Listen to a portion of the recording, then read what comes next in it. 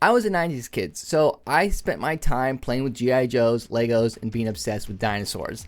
And a lot of these films I just never saw. I kind of had a gap in my understanding of 80s films. So recently I decided that I was going to put myself through a sort of self-taught film history class and watch a bunch of these films. I studied movies like E.T., Can't Buy Me Love, Pretty in Pink, Three Men and a Baby, Romancing the Stone, and Lethal Weapon. After watching all these 80s films, I summarized the 3 things that impacted me the most. I learned that these films were punchy, fast-paced, and flawed. Let me break down what I mean.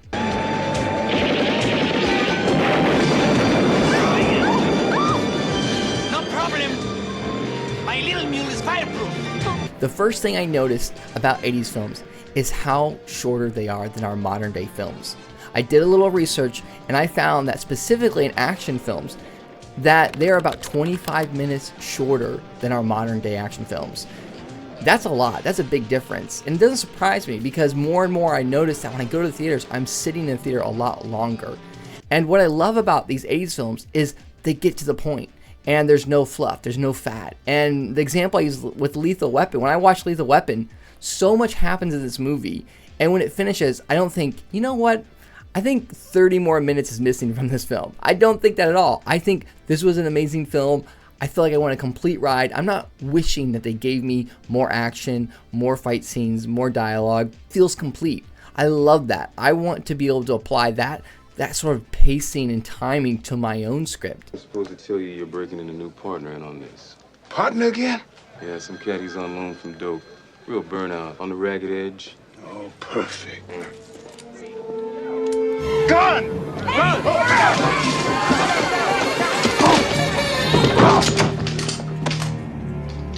Raj, meet your new partner. I'm too old for this shit.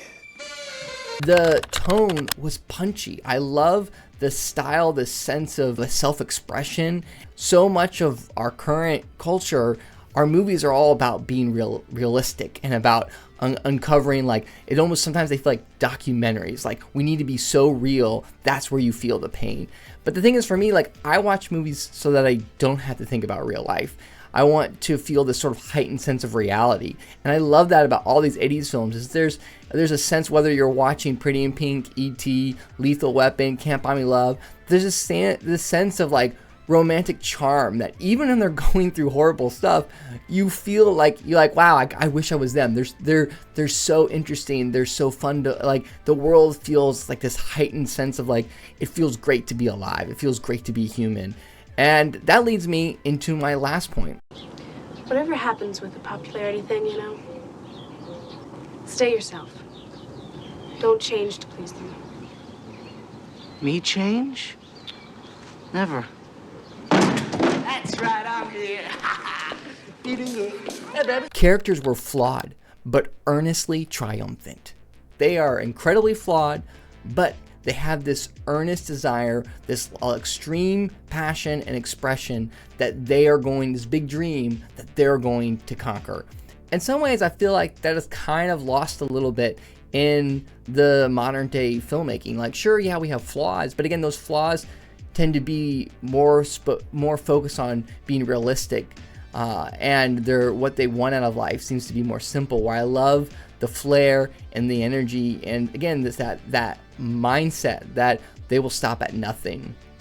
And so these 3 things really inspired me so much, and I realized I don't want to replicate the 80s. I don't want to make a film that takes place in the 80s, but I do want to draw inspiration and model my film after the tone and the pacing and sort of the character construction of the 80s.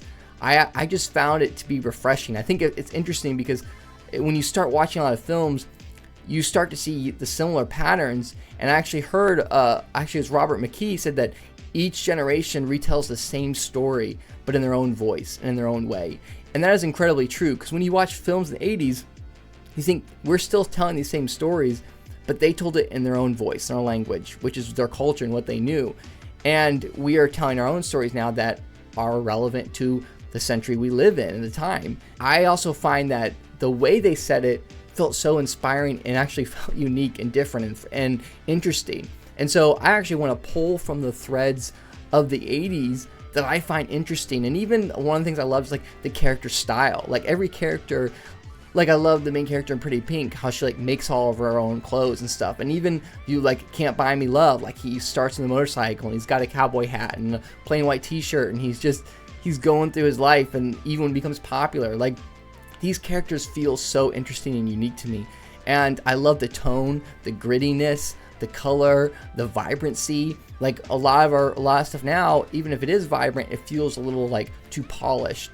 Where the 80s had this vibrancy, but it was sort of this self-made vibrancy, and had this grit, it had this reality to it.